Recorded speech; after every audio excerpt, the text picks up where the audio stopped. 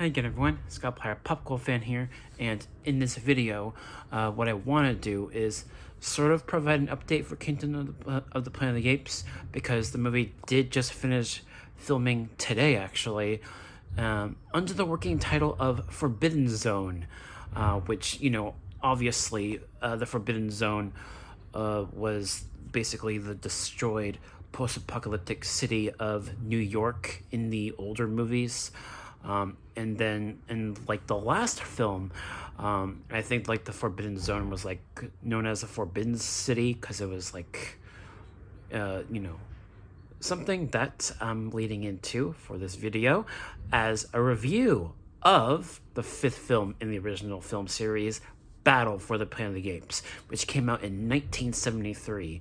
And this year, 2023, which means that the fifth film in the original Planet of the Apes film series is 50 years old now, which, oh my goodness, like, the more time goes by, the more those movies get a lot older.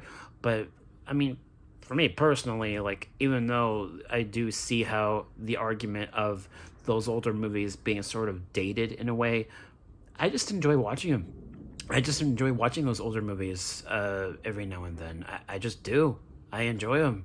And the fifth film, Battle, it is widely regarded as one of the weaker films in the series, and I do agree, but I do think there are some things about it that are still relevant in the newer films. Let me explain. Okay. Battle for the Planet of the Apes takes place around like 12 years after the events of the third film, Escape from the Planet of the Apes. Essentially, Cornelius and Zira sort of traveled into the past after their world was destroyed by that giant nuclear bomb thing, or missile, I guess, in the second film, Beneath, and traveled back into the past in the early 1970s, sort of resetting the universe in a way, and how they were able to continue the story even though the world was basically destroyed at the end of the second film.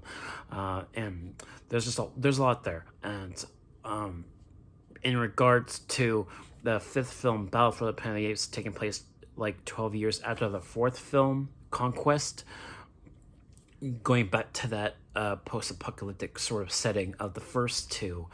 And also, something that's rather interesting is that the newer films, the reboot trilogy that we just had, and also Kingdom of the Planet of the Apes, and essentially being the start of another trilogy, what these newer movies are doing is what those older films did, where the first couple of films focused on Cornelius and then his son Caesar in the last two films, and these newer films are sort of a mirror to that, but in reverse, where Caesar is the main focus of the first trilogy, and then his son Cornelius is the main focus of the new trilogy. Similar thing, but just reverse.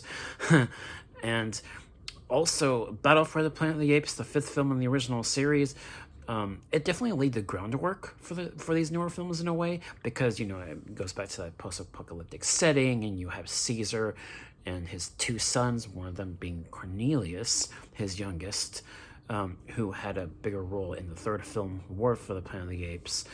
And also the fact that you start to get more ape villains in the newer films, like Koba, for instance.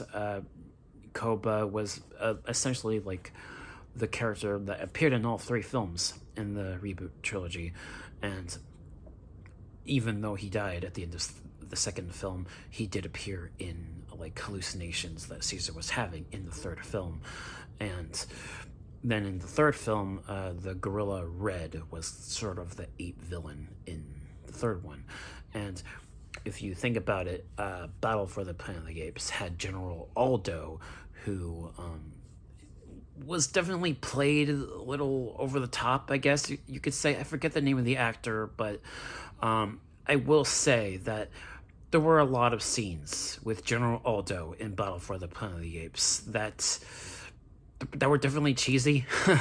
I will say that about the fifth film. There were a lot of moments in the fifth film that are a little bit over the top and cheesy, not gonna lie. And there's like the whole scene near the end where Ape has killed Ape, Ape has killed Ape, and I always thought that scene was kind of cheesy, but I don't mind it though, because it's just kind of, I don't know, it has a certain charm to it. And also, I have seen like an extended version of Battle where you do see that nuclear missile bomb thing that appeared in the second film, Beneath, and a few other added scenes that just extended certain scenes that were in the initial version that was released theatrically.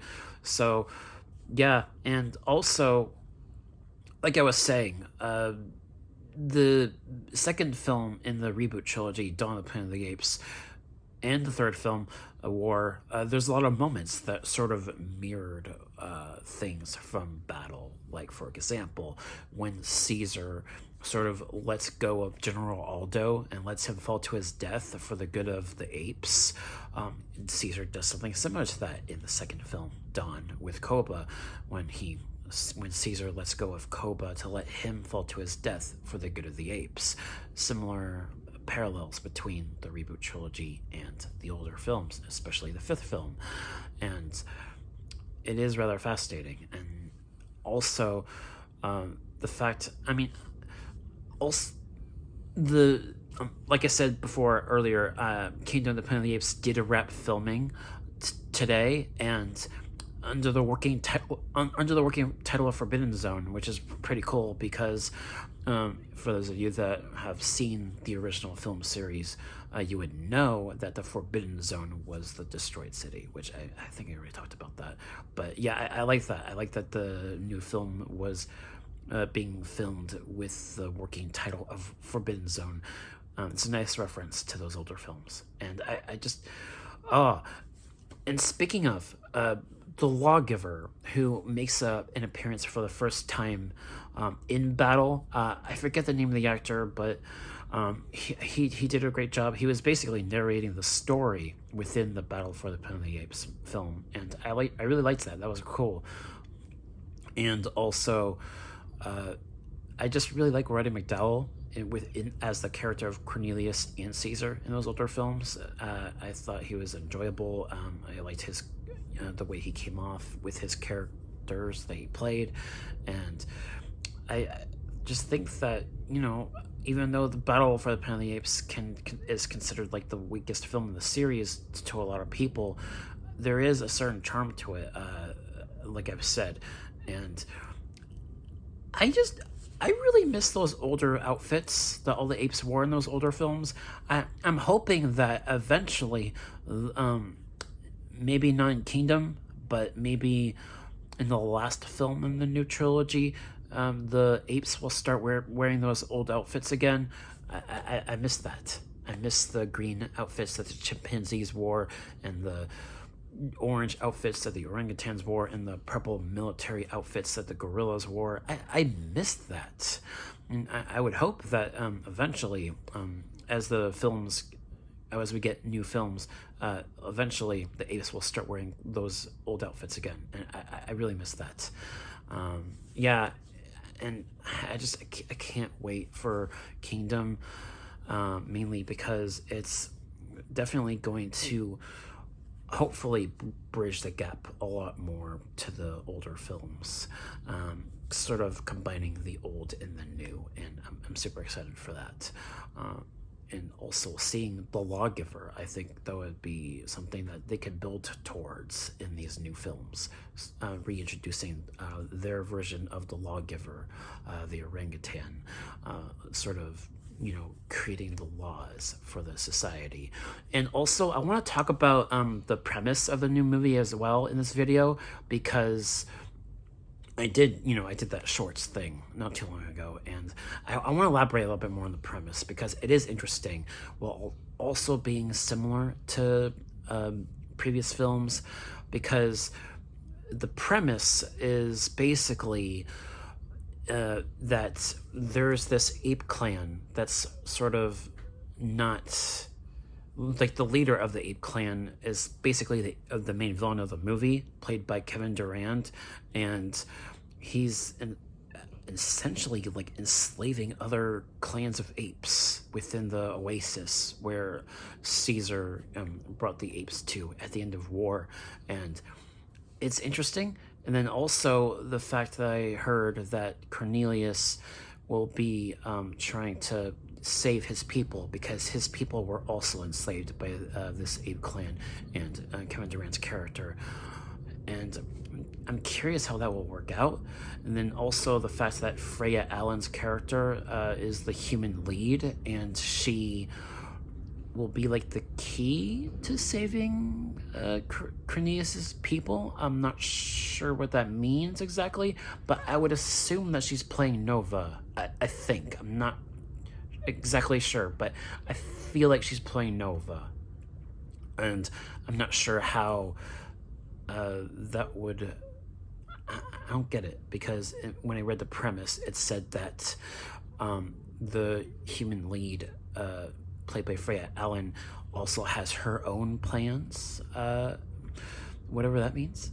And also the fact that the villain, Kevin Durant's character, is enslaving other clans of apes to gather human technology, which I found rather fascinating.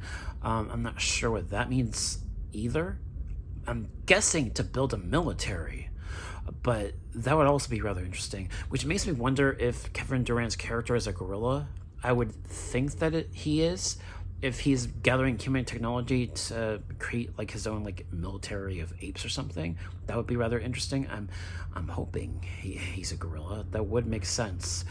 But yeah, and I'm just very curious about this new film, and I think Battle for the Planet of the Apes is still sort of a template, even for these newer films too, and to a degree, because of having ape villains, and just I'm curious if they'll carry the tradition of having gorilla generals eventually in these newer films. That'd be pretty cool.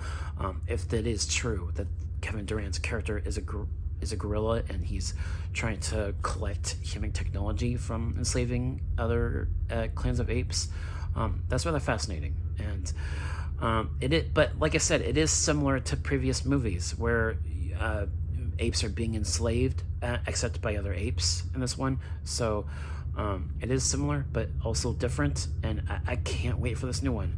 But yeah, that should do it for this video. So Battle for the Planet of the Apes, I would probably give it, if I had to give that a grade, I'd probably give it, I guess like maybe like a B-, because I don't think it's a bad movie, but it's not a great movie either. I guess I would probably give it a B-. Yeah, B-. So yeah, that's my retro rewind review of Battle for the Planet of the Apes, and sort of just honoring the film because it's 50 years old now this year, and it's definitely warranted talking about this old film, because it's something similar to what the newer films are doing in a way, and I can't wait for the kingdom. So yeah, thank you guys so much for watching, and I'll catch you all in the next one. Peace.